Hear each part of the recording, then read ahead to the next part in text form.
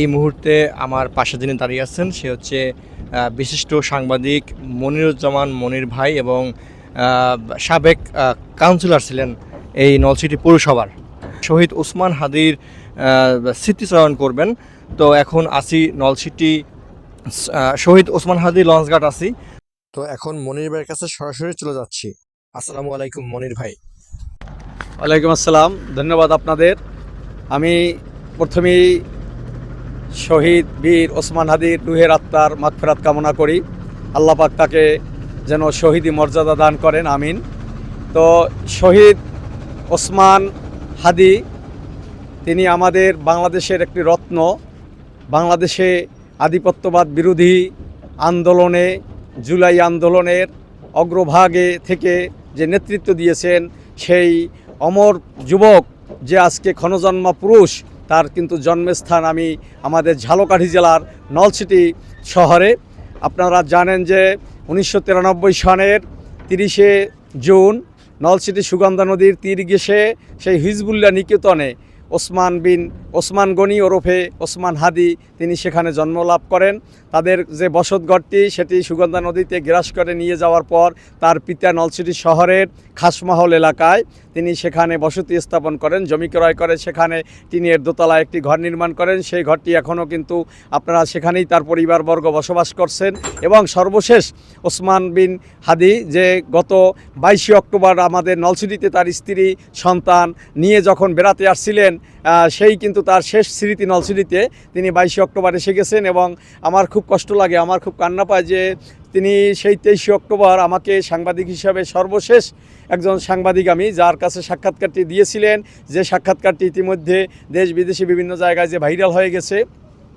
ওসমান হাদি আসলেই একটি যে আকর্ষণীয় একটি তরতাজা তরুণ যুবক ছিলেন এবং তার কথাবার্তা, চাল চলন, ওঠা বসা, তার সকল কিছুতে, এমনকি তার পোশাক আশাকেও তার যে মধ্যে অভিব্যক্তি কাজ করত যে তিনি দেশের কল্যাণে খাঁটি দেশপ্রেমিক হিসাবে যে তিনি শাহাদাতের মৃত্যু কামনা করতেন, তার কিন্তু কথায় বারবার সেটি ফুটে এসেছে। আমি ওসমান হাদির সম্পর্কে একটু বলতে চাই। ওসমান হাদির পিতা মরহুম আব্দুল হাদি, তিনি আমাদের ঝালকাঠি জেলার নলছিটি উপজেলার 3 নং কুলকাঠি ইউনিয়নের হারিখালি গ্রামের বাসিন্দা। তিনি নলছিটি ইসলামিয়া ফাজিল মাদ্রাসার উপাধ্যক্ষ ছিলেন।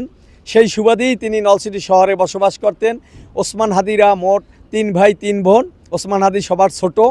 এই ওসমান হাদি প্রথমে নলছিটি ইসলামিয়া সিনিয়র ফাজিল মাদ্রাসায় সেখানে ইবতেদায়ী 3য় 4র্থ শ্রেণী পর্যন্ত পড়াশোনা করেছেন।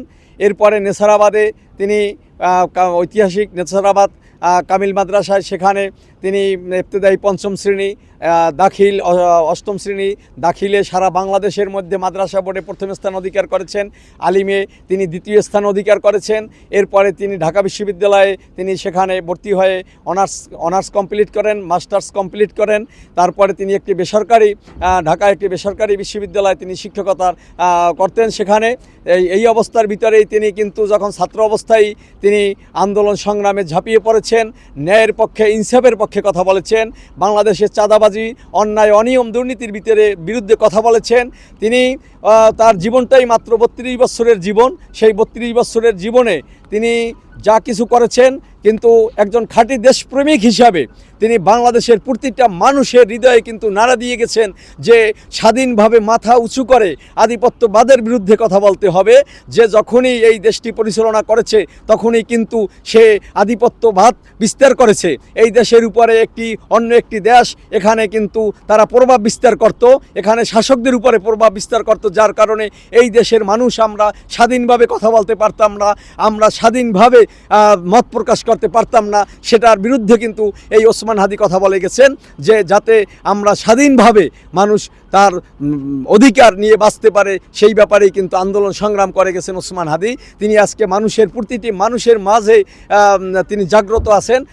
আমার পাশে যে দেখতে পাচ্ছেন যে ওসমান শহীদ ওসমান হাদি লঞ্চঘাট। এই লঞ্চঘাটটি কিন্তু ওসমান হাদি শাহাদাত বরণের পরে এই বিআইডব্লিউটিএ কর্তৃপক্ষ এই লঞ্চঘাটটিকে কিন্তু তারা এখানে এই নামকরণ করেছে।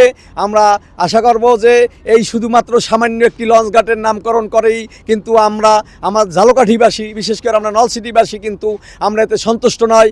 আমরা শহীদ ওসমান বিন হাদির যে জন্মস্থান, সেই জন্মের যে ঘরটি, সেই 70 কোটিটি সুগন্ধার তীরে এখনও দাঁড়িয়ে আছে, সেই জায়গাটিতে একটি যে জন্মভিটা এরকমের স্মৃতিফলক স্থাপনের পাশাপাশি সেই জন্মভিটাটি সংরক্ষণের জন্য দাবি জানাচ্ছি। ওসমান বিন হাদির যে বসতঘর, সেই দোতলা টিনের ঘরটি, সেই টিনের ঘরটি সংরক্ষণ করে সেখানে সরকারিভাবে সংরক্ষণের দাবি জানাচ্ছি। আমি দাবি জানাচ্ছি ওসমান বিন হাদির বাড়িতে প্রবেশের রাস্তাটি সংকীর্ণ, মাত্র 4 ফুটের একটি সোলিং ইটের রাস্তা, সেই রাস্তাটি 12 ফুট পাকাকরণের দাবি জানাচ্ছি এবং ওসমান বিন হাদির নামে সেই সড়কটি নির্মাণের দাবি জানাচ্ছি। ওসমান বিন হাদির যে গ্রামের বাড়ি, সেই হারিখালি, যেখানে তার বাবা শুয়ে আছে, যেখানে ওসমান বিন হাদি তার কবিতার লেখনীতে বলে গেছেন, তিনি বাস্তবে ওসিয়াত করে গিয়েছিলেন যে বাবার কবরের পাশে শায়িত হতে, কিন্তু রাষ্ট্রীয় কারণে তাকে দাফন করা হয়েছে জাতীয় কবি কাজী নজরুল ইসলামের কবরের পাশে। তো সুতরাং আমরা সেই তার যে শেষ ইচ্ছাটি যে তার পিতার কবরস্থানটি সংরক্ষণের জন্য সেই গ্রামের বাড়ির রাস্তাটি এখনও কাঁচা মাটির রাস্তা, সেখানে বাঁশের সাঁকো দিয়ে তার বাড়িতে প্রবেশ করতে হয়।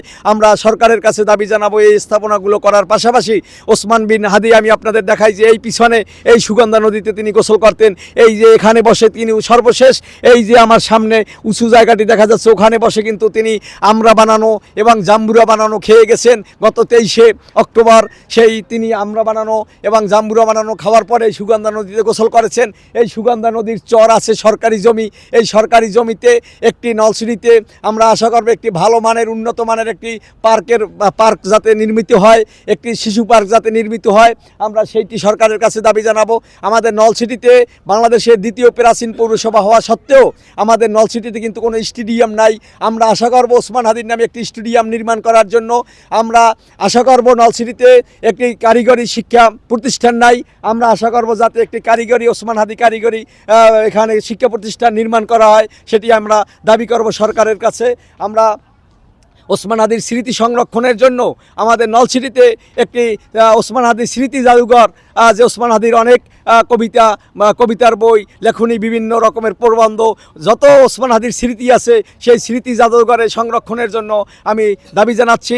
কারণ আমরা যুগে যুগে যেন মানুষজন দেখতে পারে যে ওসমান হাদি এই নলছিটির কীর্তি সন্তান ছিলেন, তার স্মৃতির জন্য সরকার একটি বাস্তব পদক্ষেপ গ্রহণ করেছেন। আমরা আজকে তার রুহের মাগফিরাত কামনা করছি, আল্লাহ তাকে জান্নাতবাসী করুন, আমিন। ঠিক আছে, এতক্ষণ স্মৃতিচারণ করলেন বিশিষ্ট সাংবাদিক মনিরুজ্জামান মনির ভাই নলছিটি থেকে। ওকে, ধন্যবাদ।